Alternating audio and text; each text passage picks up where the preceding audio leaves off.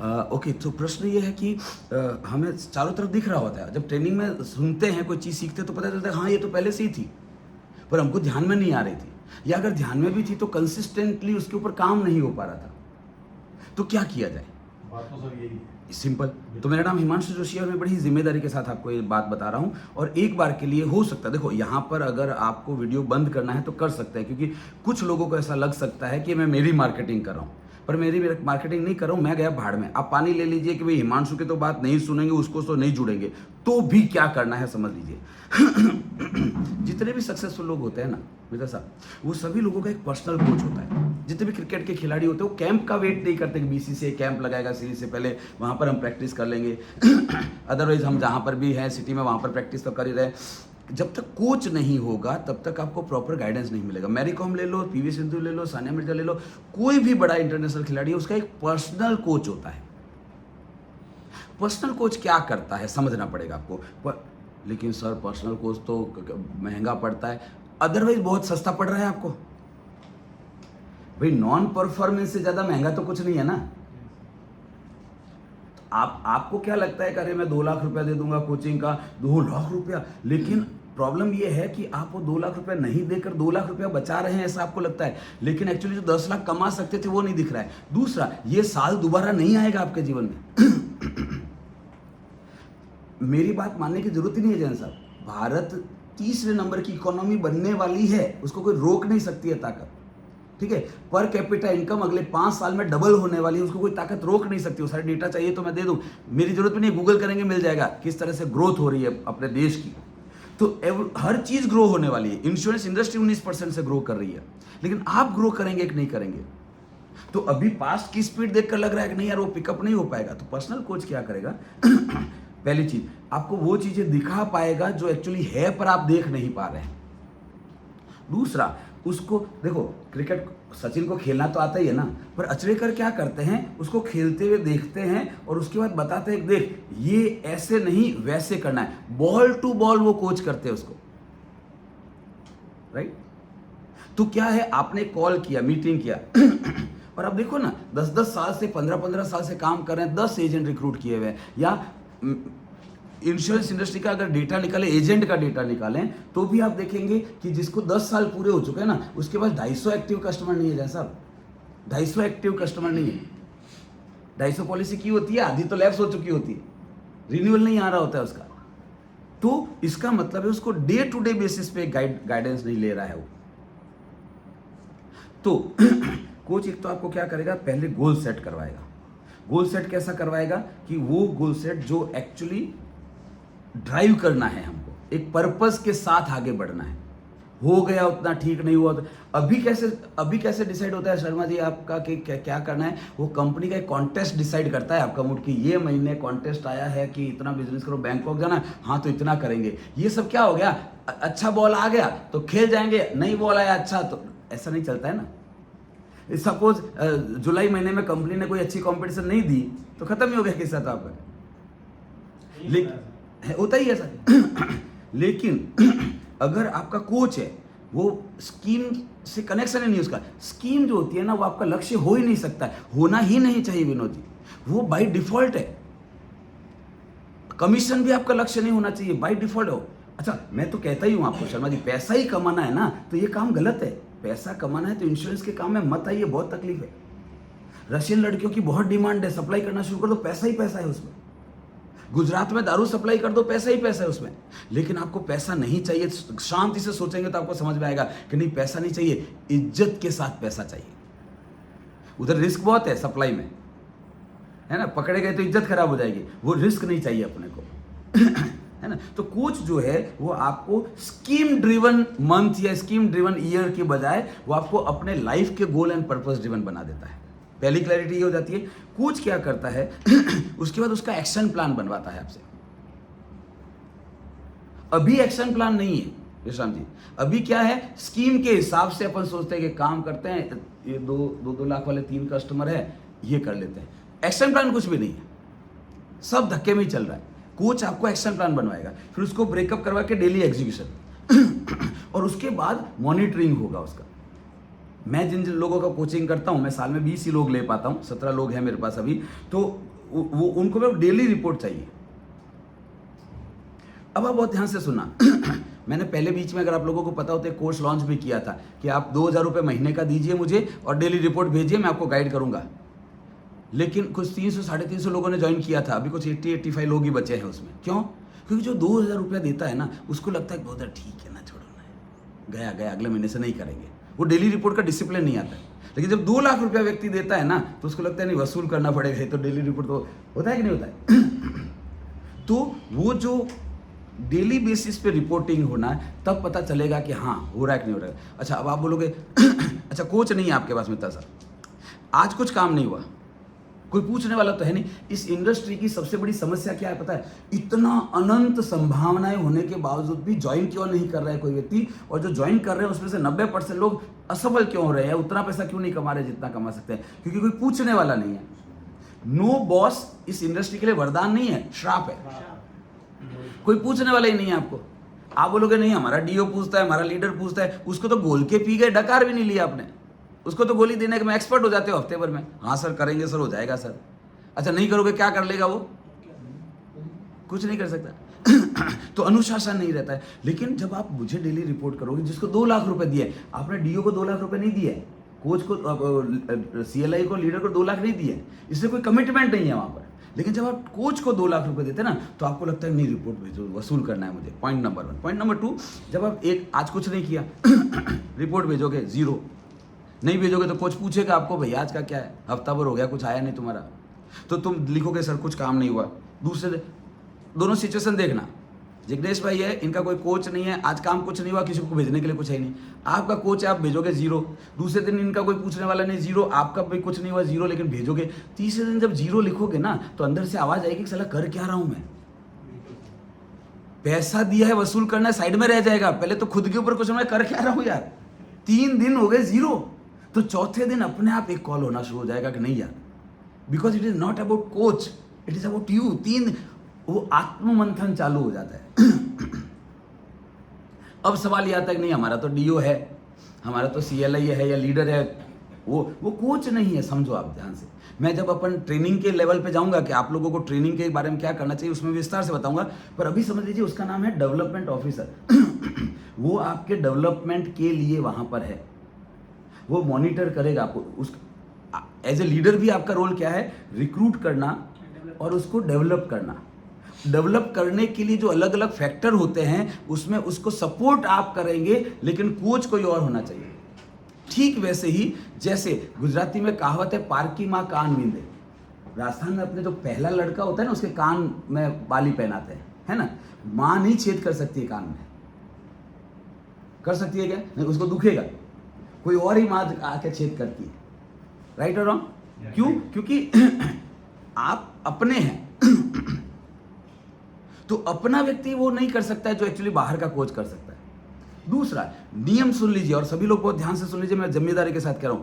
Coach कौन हो सकता है आपको पता है? विश्राम जी, जिसका आप में डायरेक्ट फाइनेंशियल इंटरेस्ट ना हो। ये बहुत बड़ी चीज बता रहा हूं मैं आपको। आपके लीडर का आप में डायरेक्ट फाइनेंशियल इंटरेस्ट है, या आप अगर लीडर हैं तो आपके एजेंट में आपका डायरेक्ट फाइनेंशियल इंटरेस्ट है। मतलब अगर वो नॉन परफॉर्मेंस रहेगा तो आपको नुकसान होगा, अगर वो परफॉर्म करेगा तो आपको इंसेंटिव मिलेगा। इसलिए आप जो कुछ भी उसको बताओगे ना, वो 1 ट्रैक पे रहेगा, बायस्ड हो जाएगा वो, क्योंकि घूम फिर के वही दिख रहा है कि इंसेंटिव कितना मिलेगा मुझे इससे। कितना भी अच्छा व्यक्ति हो, फाइनेंशियल इंटरेस्ट तो जुड़ा हुआ है। फाइनेंशियल इंटरेस्ट जुड़ा हुआ होता है तो व्यक्ति सही सलाह दे हर बार जरूरी नहीं है। वो सलाह देगा जिसे धंधा, वो आपको बोलेगा कि बहुत बढ़िया कॉन्टेस्ट आया है, कर। ऐसा कॉन्टेस्ट पहले कभी आया नहीं था, ख्याल आ रहा है? लेकिन जिस व्यक्ति का आप पे कोई फाइनेंशियल इंटरेस्ट नहीं है, जैसे कोच, अब आप ने मुझे फीस दे दी 2 लाख रुपए, या किसी को भी दे दी कोच को, अब आप 10 लाख कमाओ या 0 कमाओ, उसका कोई डायरेक्ट उसमें कनेक्शन नहीं है। तो वो आपको सही बात बताएगा, अच्छी बात नहीं बताएगा, सही बात बताएगा। और इसीलिए कल किसी ने मुझे फीडबैक भी दिया था कि आपके वीडियोस में, ट्रेनिंग में आप खुला बोल देते हो, अच्छा लगे बुरा लगे तुम्हारा हेडेक है भैया, मैं सही बात बोलूंगा, स्पष्ट बोलता हूं मैं। लेकिन अगर मेरा आप पे फाइनेंशियल इंटरेस्ट हो कि यार ट्रेनिंग कर ले तो अच्छा है, बुक खरीद ले तो अच्छा है, मेरे अगले कोर्स में आ जाए तो अच्छा है, मेरा कोचिंग कर ले तो अच्छा है, तो मैं बायस हो जाऊंगा। फिर मैं आपको सही बात नहीं बोलूँगा, अच्छी अच्छी बोल के भेज दूंगा, अरे क्या बात करते हो, गजब, मजा आ गया। तो आपको ही लगेगा, क्योंकि जब प्रशंसा करेंगे तो अच्छा लगता है, तो आपको लगेगा सर बहुत अच्छे व्यक्ति है, एक सर ने आपको गुड़ का चास नहीं लपेट दिया आपके ऊपर। पर मेरा कोई इंटरेस्ट, आप आज के बाद कसम बोला हिमांशु जोशी का तो ट्रेनिंग अटेंड करूंगा ही नहीं मैं। आप भले आप मेरी बात बुरी लगती हो आपको, मैं तो बोलता ही हूँ ना यूट्यूब पे कि इंडस्ट्री गलत लोगों के हाथों में है। अब ये सुनकर सारी 24 कंपनियां मुझे बाइकआउट कर सकती है ना कि ये आदमी गलत आदमी है, हमारे बारे में बोलता है कि हम गलत लोग हैं। मैं तो डेटा के साथ बोल रहा हूँ, इमोशनल स्टेटमेंट है नहीं है। दुख होता है जरूर मुझे कि 22 सालों में इंश्योरेंस इंडस्ट्री की क्या हालत कर दी सबने मिलके, ठीक है, पर तो ठीक है, मत बोलो। अभी कौन से ट्रक भर भर के भेज रहे हो? मैं नेपाल में चला जाऊंगा ट्रेनिंग देने के लिए, और नेपाल वाले मुझे बाइकआउट करेंगे, बांग्लादेश चला जाऊंगा मैं, भूखों नहीं मरूंगा। तो मैं सही बताऊंगा।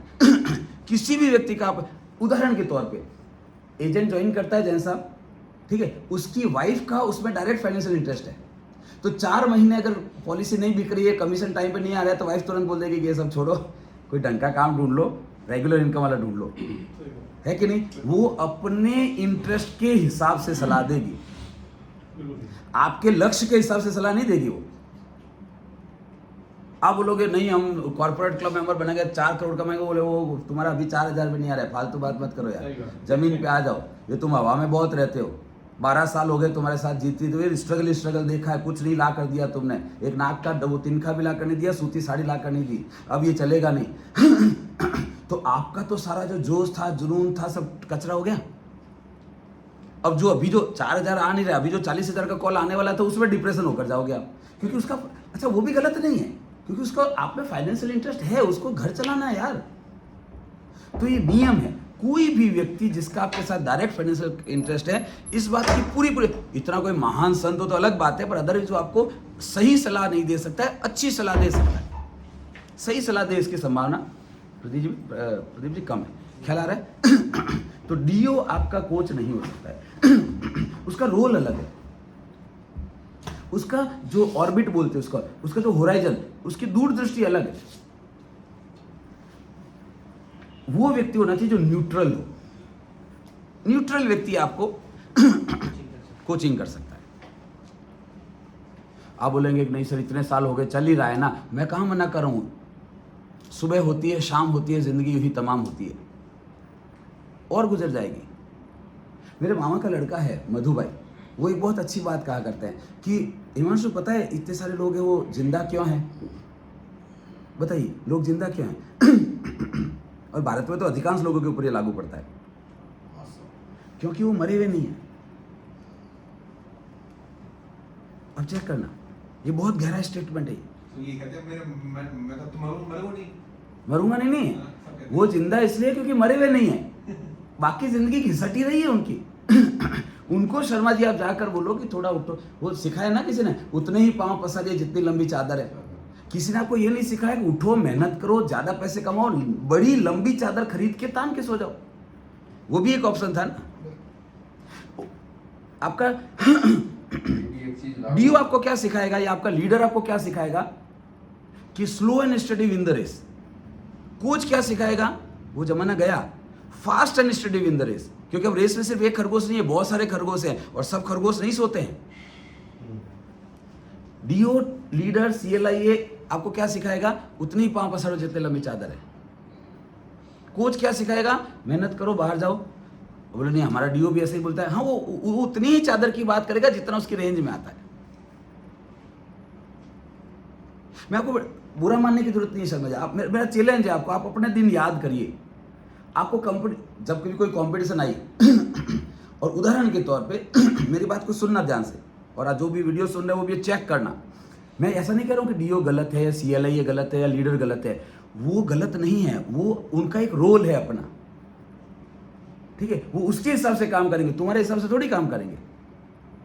तो जैन साहब जब आप उदाहरण के तौर पे आप महीने का 1-8 लाख रुपया प्रीमियम लाते हैं और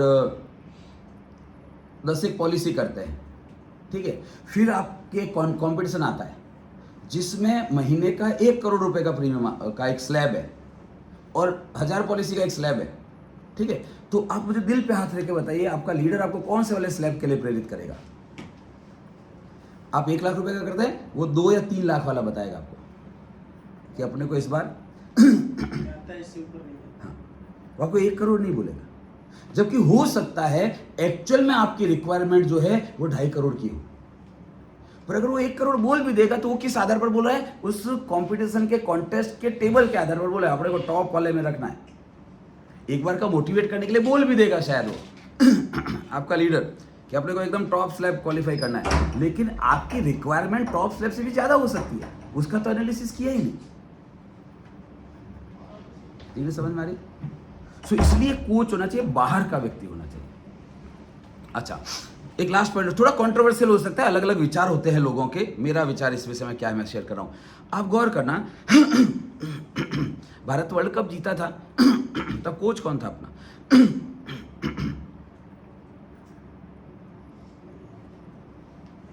इंडियन था कि बाहर का था? बाहर का था, ठीक है। जब से इंडियन कोच है, एक चीज बहुत इंटरेस्टिंग होती है, और ये नॉर्मली लोकल कोच क्यों नहीं होता है। आप अफगानिस्तान का ग्रोथ देख लीजिए। अफगानिस्तान की पाकिस्तान जो टीम है क्रिकेट की, इस्लाम जी, उसका भी कोच कौन है? अजय जडेजा। आपको क्या लगता है अफगानिस्तान का लोकल कोच होता क्या होता? एंड मैं गौतम गंभीर हूं, मेरा कुछ खिलाड़ियों के साथ सॉफ्ट कॉर्नर होगा, कुछ के साथ नहीं होगा, तो मैं क्या करूंगा? जिनके साथ सॉफ्ट कॉर्नर उनको, पाकिस्तान में यही तो रहा है, अपने अपने लोग तो इकट्ठे कर रहे हैं, बैंड बजा दिया, तो सुपर हिट में भी नहीं आए वो। तो वो जो कोच है ना, वो बाहर का व्यक्ति होना चाहिए, जिसका आपके साथ कोई भी इमोशनल कनेक्ट न हो, श्रूड होना चाहिए उसको। गलत शब्द है पर फिर भी यूज करो, कमी ना होना चाहिए, खाल खींच लेगा वो आपकी अगर आपने ढंग से काम नहीं किया, ऐसा होना चाहिए। लेकिन डीओ क्या सोचेगा? अरे यार इसको कुछ उल्टा सीधा बोल दूंगा, बुरा लग गया, तो जो 4 कर रहा है वो भी नहीं करेगा। आपने जो सहला के रखो इसको, 4 की जगह 6 करता है, बहुत है भैया, 60 तक इसको मत ले जाओ, भड़क जाए। ये गैप जो है ना, ये आपको नॉन परफॉर्मर बना के रखता है। आप स्लैब के हिसाब से ही परफॉर्म कर रहे होते हैं, ना कि अपनी कैपेसिटी के हिसाब से। कोच होगा ना शर्मा जी, दिल पे हाथ रख के बताइए, मैं टीम को कैसे हैंडल करें उसके बारे में बात करूंगा तो विस्तार से बताऊंगा। अभी जस्ट आपको एक पॉइंट दे रहा हूं। टीम में टोटल कितने लोग हैं? 25। काम कितने लोग कर रहे हैं? 10 लोग। बाकी के जो 15 लोग हैं, 25 लोग हैं टीम में, 10 लोग काम कर रहे हैं, बाकी के 15 लोग हैं, वो बेताल कंधे पे लेके क्यों घूम रहे हो? वो जो वजन है ना आपके कंधे पे, वो नए रिक्रूट नहीं करने दे रहा है आपको, पर आप क्यों लेकर घूम रहे हो? दिल के किसी कोने में आशा है कि एक ना एक दिन तो इसमें से कोमपल फूटेगी, एक ना एक दिन ही जागेगा। एक लीडर ऐसा ही सोचता है, कोच ऐसा नहीं सोचता है। कोच आकर आपको क्या बोलेगा पता है? वो बोलेगा भैया वो जो 15 इनएक्टिव है ना, उसमें से 5 ऐसे कौन लोग हैं जो एकदम इनएक्टिव है, मतलब फोन ही नहीं उठाते, टर्मिनेट करो ना उनको यार। पर जैसे ही 15 लोगों को टर्मिनेट करोगे, आपका नंबर कितना हो जाएगा? 10 हो जाएगा, तो प्रेशर आएगा। प्रेशर चाहिए नहीं, इसलिए बोलो 25 है। देखो कितना आसानी से 25 बोल देते हैं खुद भाई मैं आपका डीओ या मैनेजर नहीं हूं कि आप मुझे 25 बोलो, मुझे तो सच बोलो। मुझे बोलो सर 10 ही है, बाकी 15 बेताल है। उन बेताल को और क्या करना है? टीम मीटिंग में करना है, टीम मीटिंग करनी है और उनको बोलना है कि ये लोग इनएक्टिव है, मेरी टीम में नहीं चलते ऐसे लोग, उनका बायोडाटा फाड़ के फेंक दीजिए और उनके टर्मिनेशन के लेटर बता दीजिए सबको, देखो टर्मिनेट कर रहा हूं, फालतू आदमी चाहिए नहीं, तुमको काम करना है तो ठीक है, नहीं तो रहने देना। क्योंकि मेरे पास घी है और हवा करने की क्षमता है, मैं राख में डालूंगा कि चिंगारी में डालूंगा? मुझे चिंगारी चाहिए, है तुम में चिंगारी तो बोलो, अपन बात करते हैं। अगर राख हो तो निकल लो यहां से। पर डीओ आपको ऐसा, लीडर आपको ऐसा नहीं बोलेगा बोलने के लिए, वो बोलेगा नहीं नहीं अपने क्या, आज नहीं तो कल कभी मोटिवेट हो जाएगा। उस चक्कर में नए रिक्रूट हो नहीं रहे, 10-10 साल हो गए हमारे। लेकिन जब 25 की जगह 10 आ जाएगा ना, तो अपने आप अंदर से आएगा नहीं यार, नए रिक्रूट करके वापस 25 कर लेता हूँ। तो उन 25 में से 5 बचेंगे, 20 फिर गायब हो जाएंगे, तो इधर तो 15 एक्टिव हो गए ना आपके, फिर नए 25 में से 5 बचेंगे, 20 गायब हो जाए तो फिर तो 20 हो गए। इस तरह से बढ़ती रहेगी, लेकिन बढ़ नहीं रही टीम, क्योंकि आपको माँ प्यार दुलार से पाल पोस के बड़ा करेगी। लियो माँ होता है लीडर्स ये लिए माँ होता है। और बच्चा बिगड़ता है ना विश्राम जी, तो सबसे पहले माँ के ऊपर दोष आता है, माँ नहीं बनना है आप बाय डिफॉल्ट माँ है, क्योंकि आपने उसको पैदा किया प्रोफेशनली, इसलिए बाहर का एक व्यक्ति चाहिए, मास्टर जी जो डंडा ले समझ में आ रहा है ना, माँ ने नहीं मारा, मास्टर जी ने डंडा मारा अपन लोगों के ज़माने में, इसलिए अपन लोग सुधरे गए। नई जनरेशन को तो डंडा मारना भी अलाउड नहीं है ना। सो कोच चाहिए आपको एक। तो अब फिर बहुत सारे लोग मुझे बोलते हैं सर 2 लाख रुपया अफोर्डेबल नहीं है, इसीलिए वो काम करेगा जब तक असफलता अफोर्डेबल होती है ना, तब तक असफलता ही रहती है। जिस दिन सफलता अनअफोर्डेबल हो जाएगी, असफलता अनअफोर्डेबल हो जाएगी, उस दिन अपने आप सफलता की तरफ कदम बढ़ेंगे। 2 लाख रुपए आपको जैसे तैसे करके अरेंज करके देना पड़ेगा ना, तो वो वसूल करो। आपके पास 50 लाख रुपए पड़ा है, 2 लाख रुपए दे दिए, ठीक है, इस साल देखा, ट्राई किया, नहीं हुआ, तो ये नहीं होगा 2 लाख रुपए में से आपको 1 लाख अरेंज करना पड़ेगा, फिर 2 लाख दोगे तो अपने आप उसका वजन बढ़ जाएगा अपने आप क्लैरिटी आ जाएगी, वसूल करना है मेरे को, बिकॉज ये 2 लाख खुद है ना अनअफोर्डेबल है। क्या लगे? और ये मनुष्य जाति के मानसिक विकास का इतिहास जब आप पढ़ेंगे तो आपको एक चीज पता चलेगी कि और ये तो डायलॉग सुना भी है ना आपने, कार्बन के ऊपर इतना प्रेशर पड़ता है कि वो डायमंड बन जाता है। वो प्रेशर मां नहीं डाल सकती, वो कोच डाल सकता है। इसलिए कोच चाहिए। कोच आपको याद दिलाता रहेगा, आइडियाज देता रहेगा। मैं आपको एक छोटा सा एग्जाम्पल बताता हूं, तो उसके बाद इस वीडियो को खत्म करते हैं मैंने जब नया नया काम शुरू किया ना विश्राम जी, जॉब छोड़कर तो मुझे ट्रेनिंग तो आ नहीं रही थी उतनी, ठीक है और नॉर्मली ट्रेनिंग आती है जिग्नेश भाई, तो कंपनीज बुलाती है, तो कौन से दिनों बुलाते हैं? सैटरडे संडे 2006 की बात बता रहा हूँ सर। मैं जॉब छोड़ा, मैंने 3 जून 2006 को जॉब छोड़ा, अपना काम शुरू किया, कंपनीज के साथ बातचीत करनी शुरू की लोगों को पता चला, इंश्योरेंस में था तो इंश्योरेंस कंपनीज को पता चला कि बेटा जॉब छोड़ दिया है। तो कंपनीज क्या सोचती है शर्मा जैन साहब कि ट्रेनिंग सैटरडे संडे को रखेंगे, 5 दिन काम किया, सैटरडे संडे छुट्टी के दिन ट्रेनिंग रखेंगे, छुट्टी भी वसूल हो जाएगी और वर्किंग डे भी वेस्ट नहीं करना पड़ेगा, वापस काम पे लगा देंगे। वो ये नहीं सोचते कि सैटरडे संडे इसका खुद का पर्सनल डे है। सैटरडे संडे को कंपनी के द्वारा रखी गई ट्रेनिंग में एक्सेप्टेंस जो होती है 50% तो वैसे ही माइनस होती है। सैटरडे संडे उसको दो छुट्टी, घर पे ऐश मजे कर, यहाँ पर वर्किंग डे में तेरे को ट्रेनिंग देंगे पर ठीक है, कंपनी की अपनी फिलोसॉफी होती है, तो सैटरडे संडे रखेंगे। अब सपोज सैटरडे संडे विश्राम जी ने कर लिए मेरे बुक, अगले महीने में 4 ही सैटरडे संडे होते हैं विनोद, तो 4 बुक हो गए अब 5वीं जब ट्रेनिंग आएगी, कोच क्या करता है आपके जीवन में बताता हूँ मैं, सुनना। 5वीं जब ट्रेनिंग आएगी, वो बोलेगा सर सैटरडे संडे को करते हैं, तो मुझे क्या बोलना पड़ता है उनको? अरे सर नहीं है सर, सैटरडे संडे तो पैक है सर। अब एक तो नया नया काम शुरू किया जॉब छोड़ के, ऊपर से बड़ी मुश्किल से ट्रेनिंग मिलती है, वीक में एक बार मिली और इसको ना बोलना पड़ रहा है और ये मेरे लिए रुकेगा नहीं, ये कंफर्म बात है। तो बहुत तकलीफ होती थी मैं मेरे कोच के पास गया, मेरा कोच तो इससे भी महंगा है, तो मैं मेरे कोच के पास गया, मैंने कहा सर बड़ी तकलीफ होती है, एक तो धंधा मिलता नहीं है, ऊपर से आता है उसको ना बोलना पड़ता है क्योंकि डेट क्लैश हो जाती है। बोले तू पागल है, तू क्यों ना बोलता है? अगर 7 और 8 तारीख को सैटरडे संडे है, आपकी ट्रेनिंग ऑलरेडी बुक है जैन साहब की, और मित्तल अगर बोलता है कि नहीं मुझे ट्रेनिंग करनी है 6, 7 और 8 को, ना तू ना क्यों बोल? मैंने कहा सर है ही नहीं, डेट मैं दे चुका हूँ, कैसे हाँ बोलूंगा उसको बोले तू क्यों ना बोलता है? तो क्या करूं? बोले उनको बोल कि हाँ ठीक है मैं करता हूँ, 30,000 रुपया चार्ज करता हूँ एक दिन का। उस समय मैं दिन फुल डे की ट्रेनिंग का 10,000 चार्ज करता था, हाफ डे की ट्रेनिंग का 6,000 चार्ज करता था, 2006 की बात कर रहा हूँ। तो उन्होंने क्या बोला, तू ना मत बोल, तो उनको बोल कि यस करेंगे सर, मैं फुल डे का 30,000 चार्ज करता हूँ। अब कौन ना बोलेगा? अब वो बोलेगा ठीक है सर, मैं टीम के साथ बात, वो स्ट्रेट फॉरवर्ड ना नहीं बोलेगा, बोलेगा मैं टीम के साथ बात करता हूँ and I will get back to you, मैं सर आपको वापस संपर्क करता हूँ। अब मुझे ही पता है वापस संपर्क नहीं करेगा क्योंकि लेकिन अगली बार के लिए उसको पता चल गया है कि सर 30,000 चार्ज करते हैं, ठीक है। अब मुझे बताइए नेगोशिएट कर करके कितना कर लेगा नेगोशिएट अगली बार वो आएगा तो क्या बोलेगा, सर आपकी ट्रेनिंग रखना नहीं है आप, इस बार उसने किसी और ट्रेनर को बुला लेगा। वो उसको पता चल जाएगा कि किस लेवल की ट्रेनिंग मिली है। वापस चाहिए तो हिमांशु सर, क्योंकि मेरे कंटेंट में दम होगा तो ही बुलाओगे।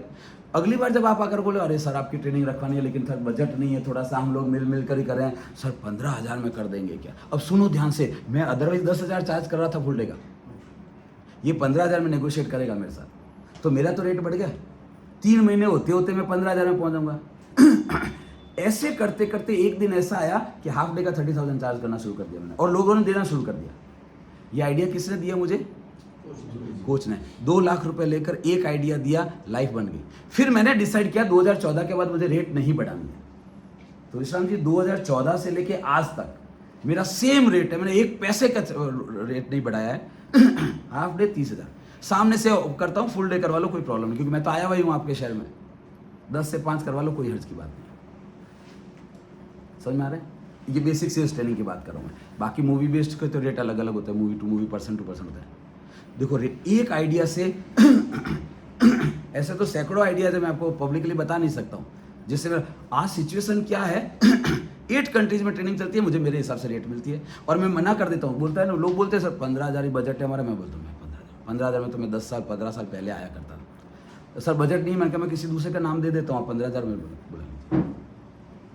ख्याल आ रहा है? एक आइडिया से कोच ने मेरा पूरा फाइनेंशियल बैंक स्टेटमेंट चेंज कर दिया।